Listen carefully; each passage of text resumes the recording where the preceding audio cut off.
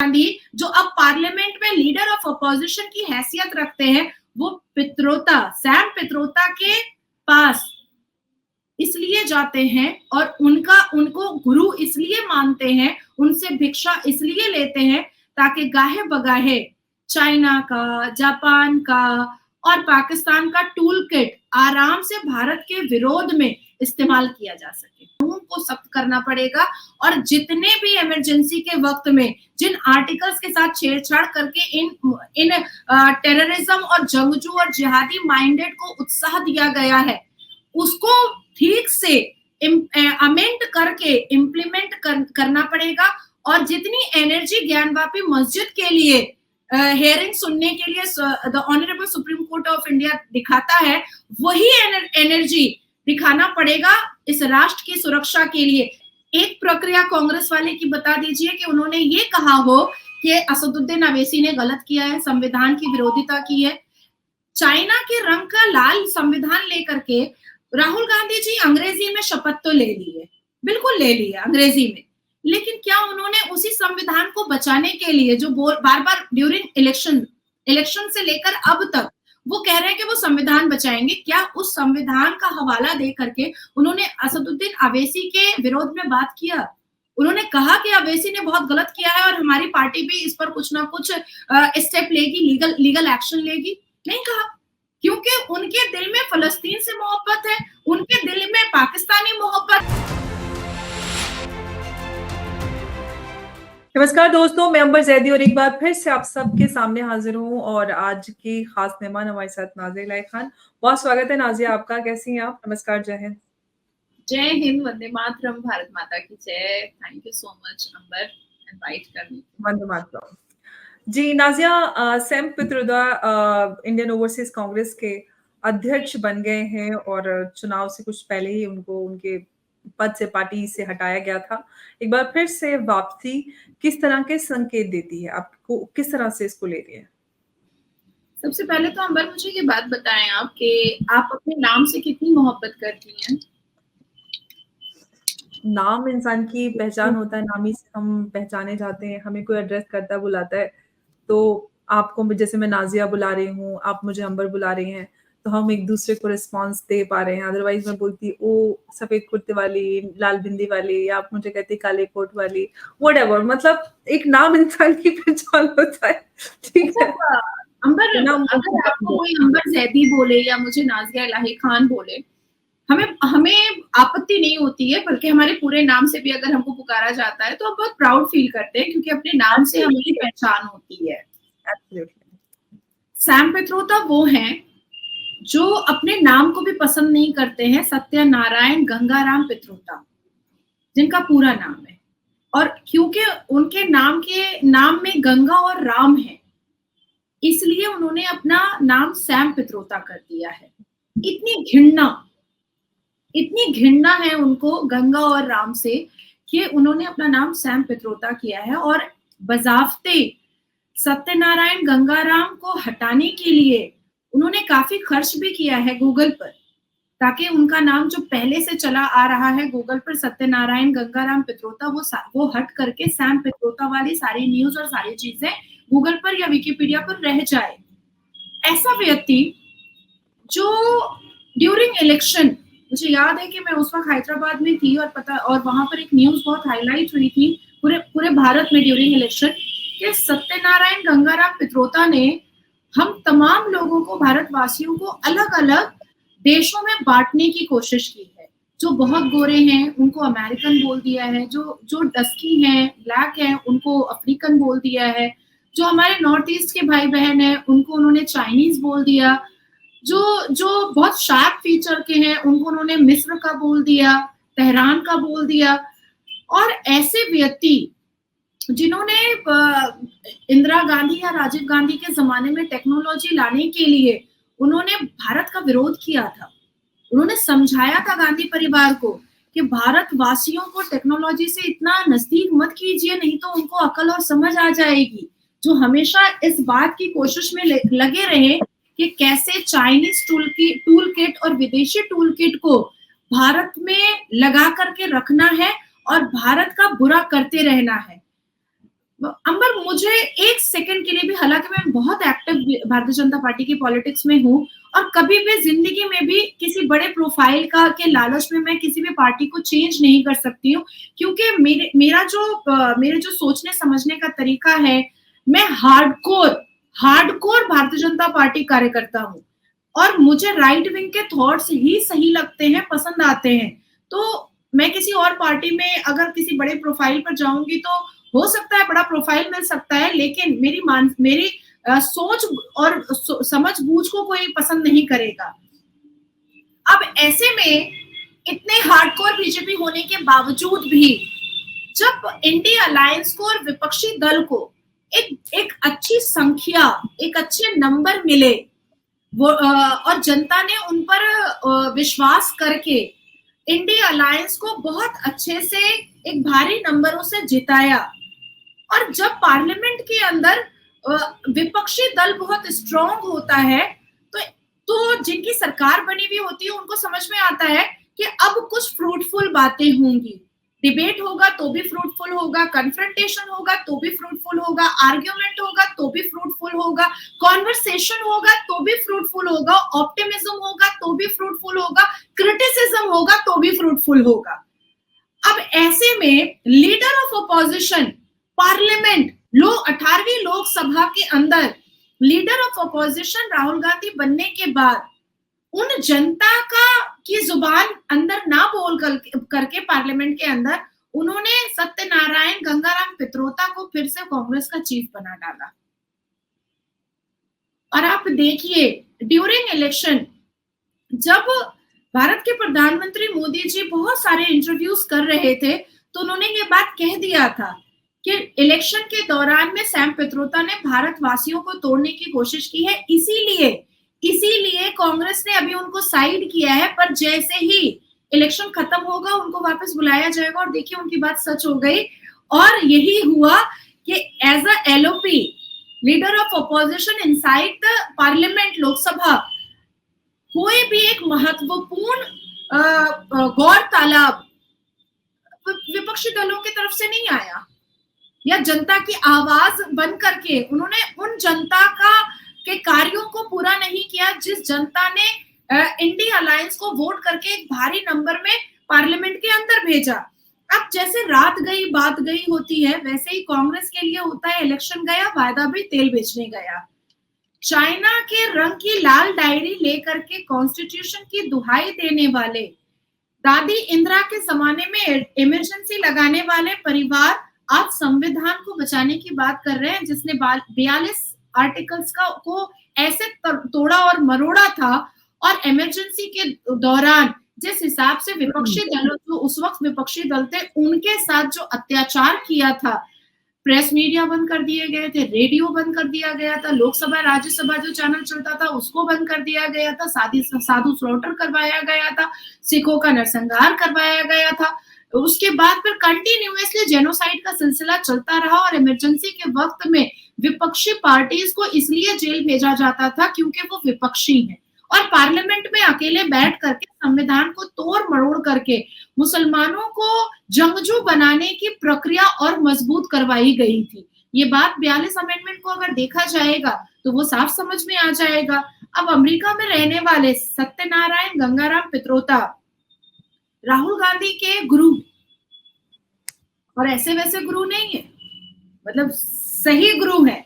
अब हम लोग हमेशा सोचते हैं कि आखिर ऐसी क्या वजह है कि अंबर सैदी इतना खूबसूरत कंटेंट लेकर के अपने YouTube चैनल को चला रही हैं पर इतना वायरल नहीं हो रहा है, इतना हाईलाइट नहीं हो रहा है। लेकिन जर्मन में बैठा हुआ एक जर्मनी कॉकरोच भारत के प्रधानमंत्री को डिक्टेटरशिप बोल देता है, मतदान करने के लिए भारत नहीं आता है, उसके बाद फिर बहुत सारी झूठी अफवाह फैलाता है, उसके बाद फिर मुसलमानों के इस्लाम की बात को भी गलत सलत बताता है और 1 घंटे में उसके व्यूज 1 मिलियन चले जाते हैं। तब मैंने इसको रिसर्च में डाला और जब रिसर्च में डाला तो एक बहुत पुरानी नेशनल न्यूज चैनल की एंकर जो अब यूट्यूब चलाती हैं उनको मैंने देखा। उनको जब देखा तो मुझे पता चला कि वो मोदी जी के ऊपर कटाक्ष कर रही हैं और कह रही हैं कि 17.9 मिलियन रखने वाले मोदी जी का व्यूज 3000, 4000, 5000 यूट्यूब पर आता है, जो मोदी जी का पर्सनल यूट्यूब चैनल है। लेकिन राहुल गांधी जो सिर्फ 3.1 मिलियन के व्यूअर्स रखते हैं, उनके व्यूज जो है वो 3-3 मिलियन, 4-4 मिलियन, 5-5 मिलियन, 8-8 मिलियन पे चले जाते हैं। तब मुझे समझ में आया कि आखिर जर्मनी कॉकरोच ध्रुव राठी को कौन इस्तेमाल कर रहा था और वो किसका टूल किट था। उसके बाद समझ में आया कि आखिर राहुल गांधी बीच बीच में गायब होकर के कहाँ चले जाते हैं, और फिर गाये बगाए कुछ तस्वीरें आती हैं कि वो चाइना के उन लोगों से मिलते हैं जो देश का, हमारे भारत देश का बुरा करना चाहते हैं। नाजिया, इलेक्शन प्रमोशन के दौरान सैम पित्रोदा ने जो कुछ भी कहा, जब चुनाव चल रहे थे, उससे देश में काफी नाराजगी हुई और उस नाराजगी को देखते हुए कांग्रेस ने उनको उनके पद से हटा दिया था और एक बार फिर से सेम पद पे वापस हो गए और बीजेपी इस चीज को लेकर काफी हमलावर भी है। लेकिन सवाल नाज़िया ये है कि चाहे खटाखट योजना की बात करें या सैम पित्रोदा को उनको पद से हटाने की बात हो, ओवरऑल ये समझ में आ रहा है कि पूरी तरह से कांग्रेस ने जनता को बेवकूफ ही बनाया है सिर्फ इस चुनाव में। क्यों इस तरह की चीजों को सीरियसली नहीं लिया जाना चाहिए? जनता के साथ हर किए गए दुर्व्यवहार को, हर किए गए झूठे वादे को क्यों अकाउंटेबल नहीं ठहराया जाना चाहिए इन पॉलिटिकल पार्टी?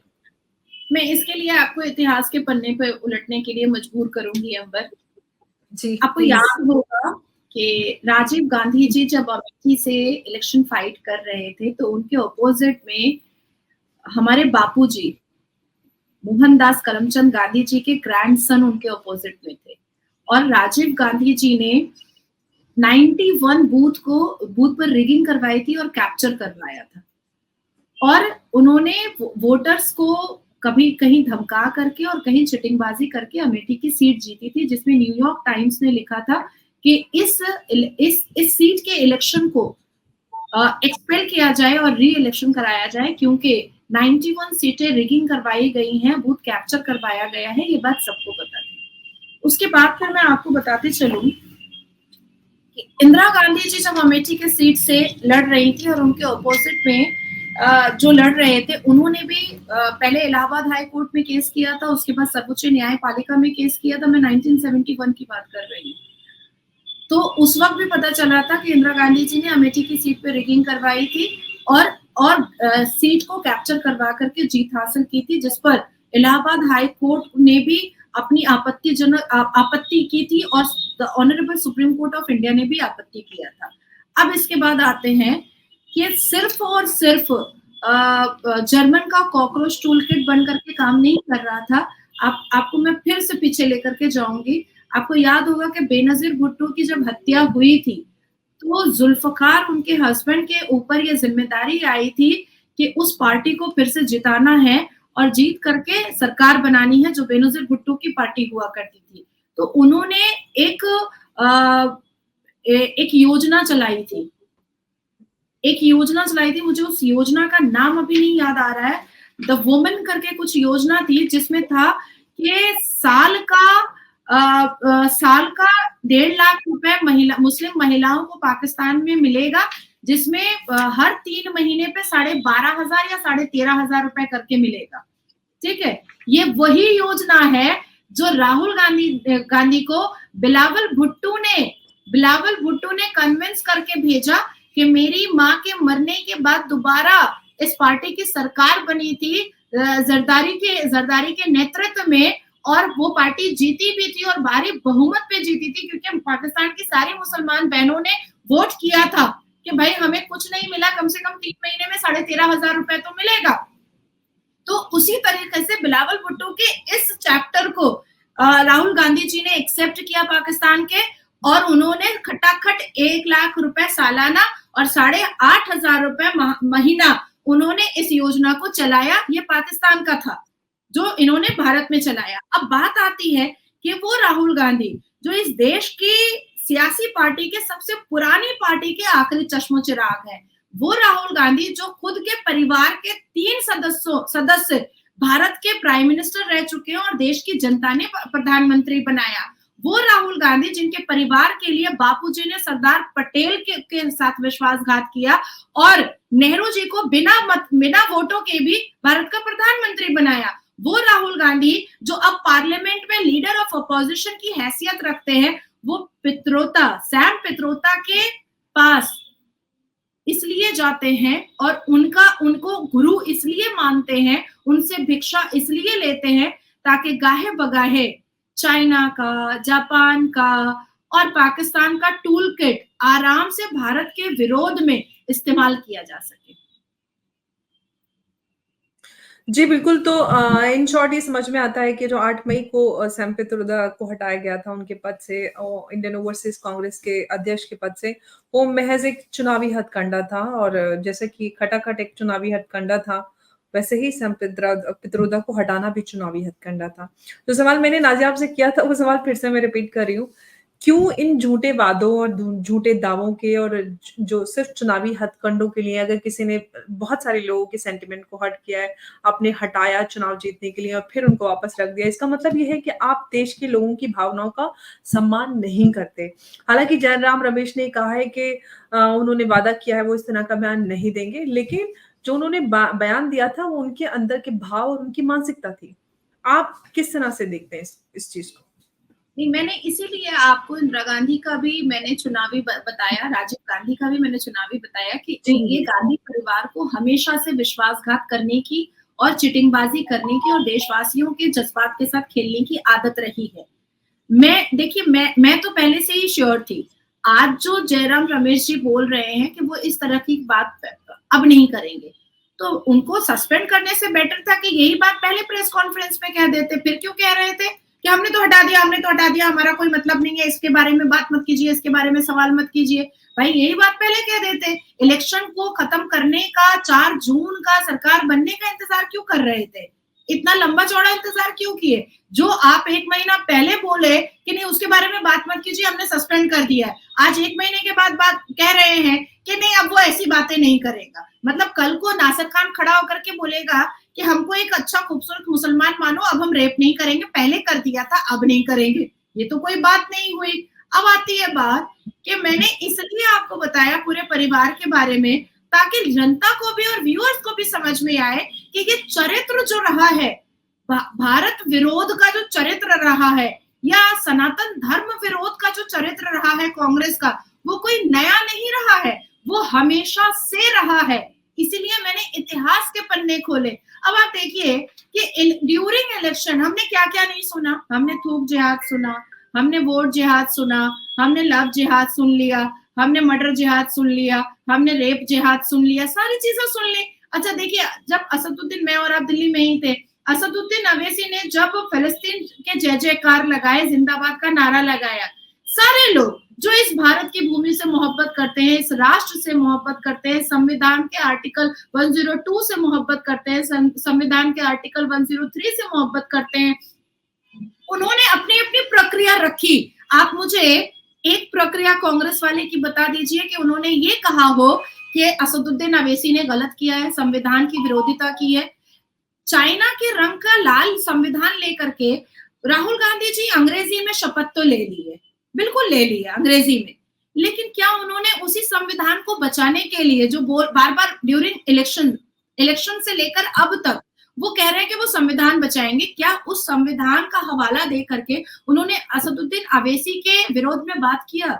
उन्होंने कहा कि अवैसी ने बहुत गलत किया है और हमारी पार्टी भी इस पर कुछ ना कुछ स्टेप लेगी, लीगल एक्शन लेगी? नहीं कहा, क्योंकि उनके दिल में फलस्तीन से मोहब्बत है, उनके दिल में पाकिस्तानी मोहब्बत है, उनके दिल में मुगलिया मोहब्बत है, और गांधी परिवार तो बाबर का डिवोटी हमेशा रहा है। ये बात किससे छुपी हुई है? ये बात तो किसी से छुपी हुई नहीं है। और सैम पित्रोदा को लाने का दोबारा मकसद और मतलब इतना आसान नहीं है अंबर जी, इतना आसान नहीं है। आप समझिए कि एक बार फिर और कई राज्यों में अभी विधानसभा इलेक्शन है, एकदम कंटिन्यूअसली है, 2025 में, 2026 में, 2027 तक में कई राज्यों में भारत में विधानसभा इलेक्शन है।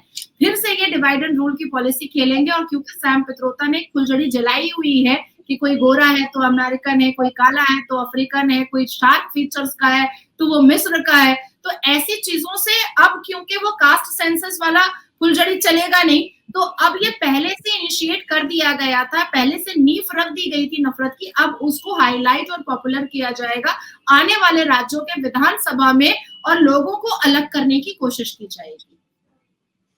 बिल्कुल। और ये बात असदुद्दीन ओवैसी के जय फ़लस्तीन के नारे में भी है। इसमें मैंने एक छोटा-सा वीडियो भी बनाया है, इसका विश्लेषण किया है कि इसका मतलब क्या है और इसके पीछे का जो मैसेज है, वो असदुद्दीन ओवैसी इस देश के मुसलमानों को दे चुके हैं। आज का जिन्ना, मॉडर्न डे जिन्ना मैं उनको बोलती हूँ, और वही वो काम कर रहे हैं इस देश के मुसलमानों को विभाजित करने का और एक मुस्लिम राष्ट्र बनाने का जो उनका उद्देश्य है, उसी के तहत उन्होंने जय फ़लस्तीन का नारा लगाया। तो चाहे सैम पित्रोदा की बात करें या ओवैसी की बात करें, भारत के लोगों को, भारत को बाँटने की जो ये साज़िश है, वो कहीं न कहीं मज़बूत होती जा रही है। इसका इलाज क्या आपको नज़र आता है, नाज़िया? इसका इलाज यही होगा कि हमें हमारे संविधान को और कानून को बहुत स्ट्रॉन्ग करना पड़ेगा। जिस तरीके से बहुत सारे महत्वपूर्ण और बहुत इम्पोर्टेंट केसेस पर सर्वोच्च न्यायपालिका थोड़ा-सा इग्नोरेंस बरत देता है। अब जैसे ज्ञानवापी मंदिर के मामले में जब ज्ञानवापी मस्जिद का पक्ष जाता है, तो पूरी रात बैठ करके सर्वोच्च न्यायपालिका के जजेस उसकी पिटीशन पढ़ लेते हैं और सुबह पेशकार फ़ोन भी कर देता है और स्क्रूटनी डिपार्टमेंट 6 बजे सुबह में फ़ोन भी कर देता है। तो इस तरीके के जो एनर्जेटिक जो एक्टिविटी सर्वोच्च न्यायपालिका दिखाता है मुस्लिम पक्षों के लिए, ठीक उसी तरीके से इस राष्ट्र की हिफाजत के लिए, इस भूमि की सुरक्षा के लिए और ऐसे-ऐसे देश विरोधी लोगों के खिलाफ सुओ मोटो का एक्शन लेना बहुत ज़रूरी है। आप देखिए, हम लोग, मैं और आप, हम दोनों मुसलमान हैं और हमें फ़क्र होता है जैसे-जैसे अरब बहुत रिफ़ॉर्म कर रहा है और आगे बढ़ रहा है। हमें बहुत प्राउड फ़ील होता है, जो ईरान पहले हिजाब के लिए इतने क्रिटिसिज़्म में घिरा रहता था, आज वो इतना ज़्यादा रिफ़ॉर्म करने की कोशिश में लगा हुआ है। अबू धाबी और दुबई हम जाते हैं तो हमें फ़ील ही नहीं होता है कि हम किसी मुस्लिम कंट्री में हैं। बिल्कुल भी फ़ील नहीं होता है। किर्गिस्तान चले जाएँ, तो टर्की चले जाएँ, हमें एहसास ही नहीं होता है कि किसी बहुत हाइली पॉपुलेटेड हम लोग मुस्लिम कंट्री में बैठे हुए हैं। तो रिफ़ॉर्मेशन बढ़ रहे हैं, क्यों? क्योंकि सऊदी अरबिया का जो कानून है वो बहुत सख्त है और सबके लिए बराबर है, चाहे वो कोई भी हो। और किसी भी तरीके का कोई भी रेफरेंस या किसी का कोई छल कपट कानून के बीच में नहीं आता है। उसी तरीके से सेम एग्जैक्ट उसी तरीके से भारत को अब कानून को सख्त करना पड़ेगा और जितने भी इमरजेंसी के वक्त में जिन आर्टिकल्स के साथ छेड़छाड़ करके इन टेररिज्म और जंगजू और जिहादी माइंडेड को उत्साह दिया गया है, उसको ठीक से अमेंड करके इम्प्लीमेंट करना पड़ेगा। और जितनी एनर्जी ज्ञानवापी मस्जिद के लिए हेयरिंग सुनने के लिए the honourable supreme court of India दिखाता है, वही एनर्जी दिखाना पड़ेगा इस राष्ट्र की सुरक्षा के लिए। जितना समय सर्वोच्च न्यायपालिका कपिल सिब्बल जी को 370 हटाने के लिए दिखाता है, उतना ही समय सर्वोच्च न्यायपालिका को देना पड़ेगा इस राष्ट्र की सुरक्षा के लिए, अगर कोई पिटीशन फाइल हो रहा है उसको भी सुनने के लिए।